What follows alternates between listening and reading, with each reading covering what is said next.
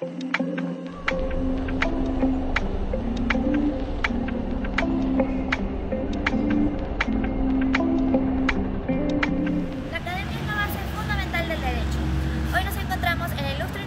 los Andes, específicamente en la Facultad de Ciencias Jurídicas y Políticas. Acompáñenos en el descubrimiento del derecho y su evolución. Centrándonos en las víctimas, pero no en las víctimas como tal, sino en las víctimas adyacentes a la persona afectada, ya que las leyes se imponen a dar una sanción o un castigo hacia los delincuentes. Tanto así que hubo una entrevista donde el 51% de las personas cree que el castigo o la impunición de un delito es para una venganza, más que todo que para la justicia y lo que se tenga que hacer en contra de Es eso. justo que los delincuentes reciban un castigo, pero esto es correcto y exigimos la evolución de los derechos humanos. En la sociedad no solamente tendríamos autoridades, sino que también tendríamos cómplices en el delito, ya que al infligir daño o tortura, las leyes por sí mismas se estarían contradiciendo, ya que se puede reflejar la injusticia en los delincuentes. Entes gubernamentales, líderes mundiales, incluyendo la misma Iglesia, violaron los derechos humanos que todos tenemos. Es por ello que en la actualidad hay una lucha constante para cambiar los términos en el Código Penal, ya que esto da pie a que se siga conservando los castigos extremistas. Uno de los ejemplos que tenemos en la actualidad es la tortura jurídica y la inhabilitación política. Por otro lado, tenemos ejemplos históricos, como fue la Santa Inquisición, con su cacería de brujas y el castigo al libre pensamiento. Ejemplos son la clara demostración que los derechos humanos siempre han sido vulnerados. Es por ello que en la actualidad se sigue con esa lucha constante para que se respeten.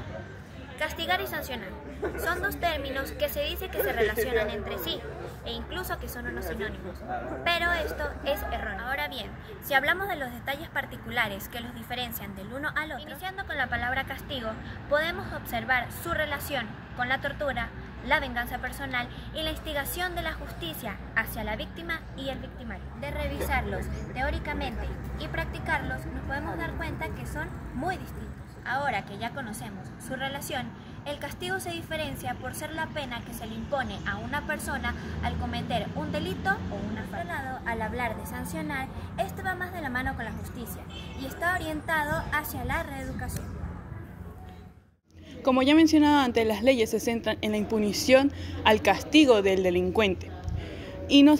Pues, se puede centrar también en la víctima afectada. Pero ¿qué pasa con esas otras personas que están en el entorno? Esos amigos, familiares, vecinos, que fueron afectadas con el hecho de la delincuencia, pero no están completamente metidos para que la ley los pueda proteger.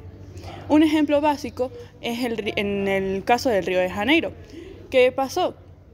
Llegaron una banda de criminales, se enfrentaron contra los policías y salieron muchos heridos, muchos muertos, muchas personas detenidas, pero ¿y esas personas inocentes que estaban allí por casualidad? Esas que no tenían nada que ver, pero igual salieron afectadas, los familiares, los amigos y las personas que estaban lejos, pero igual fueron afectadas. ¿Qué los cubre a ellos?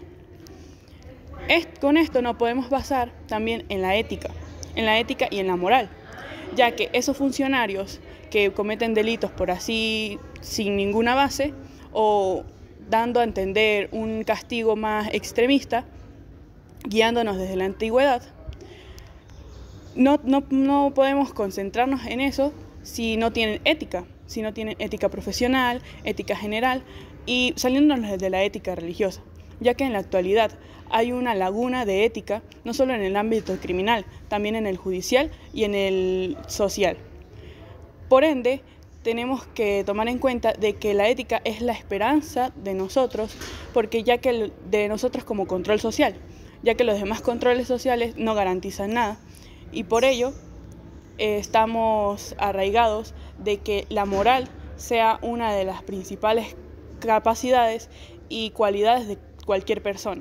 Basándonos en la moral, podemos decir que estas personas o entes gubernamentales, al cometer estos delitos, omiten estas mismas leyes que ellos impusieron. Por eso tenemos que centrarnos en la capacidad de que una persona de ente gubernamental cumpla estas leyes y no se deje llevar por otras o por un acto que no debería ser en este momento.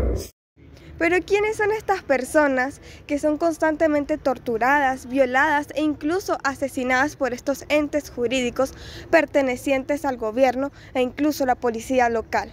Son nada más y nada menos que estas jóvenes indígenas que poseen poco o incluso nulo conocimiento sobre sus derechos y aquellas demandas que pueden exigirle al gobierno si es que algún individuo comete un acto ilegal hacia ellas.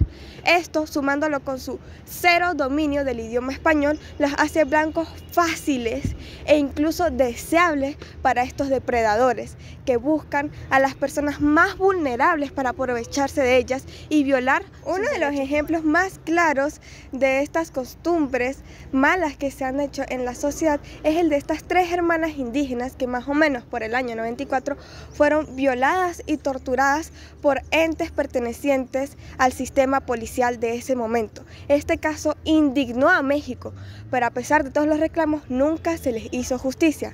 Como por otro lado tenemos el de una joven de solo 14 años que fue violada y peor, asesinada por quien se presunte era un personal o una persona perteneciente al gobierno. Estos casos nos hacen pensar, ¿de verdad se está recibiendo la justicia en México? ¿De verdad es tan fácil que cualquier persona llegue a violar los derechos humanos de estas pobres jóvenes que ni siquiera tienen conciencia, o mejor dicho, no tienen un enfoque claro de lo que les están haciendo y aquellas cosas que pueden hacer para evitar? Nos hacen reflexionar, ¿de verdad se le ofrecen todas las oportunidades a las mujeres para que se sientan seguras, protegidas y respetadas? El gobierno mexicano ha implementado nuevas leyes para respetar estos derechos humanos que le pertenecen a cualquier mujer mexicana. Pero ¿cómo se va a implementar esto? ¿Cómo van a estar las mujeres seguras si las mismas personas que violan estos derechos son pertenecientes al gobierno y a los cuerpos policiales? Este hecho nos hace reflexionar y pensar que debemos tener ética no solo por afuera, sino también por dentro. Ética profesional, ética humana, todas las personas valemos, no solo somos objetos. Es necesario que nosotros como sociedad evolucionemos nuestra forma de pensar y la visión que tenemos hacia las leyes. En un mundo moderno en donde debemos actualizarnos cada día, tener una visión anticuada puede ser contraproducente para el Estado de Derecho. Que es necesario reflexionar y tomar conciencia sobre lo que verdaderamente son los derechos humanos. Crear una visión a futuro y no caer en los errores del pasado va a garantizar el bienestar de las generaciones siguientes, tomando como base los derechos fundamentales.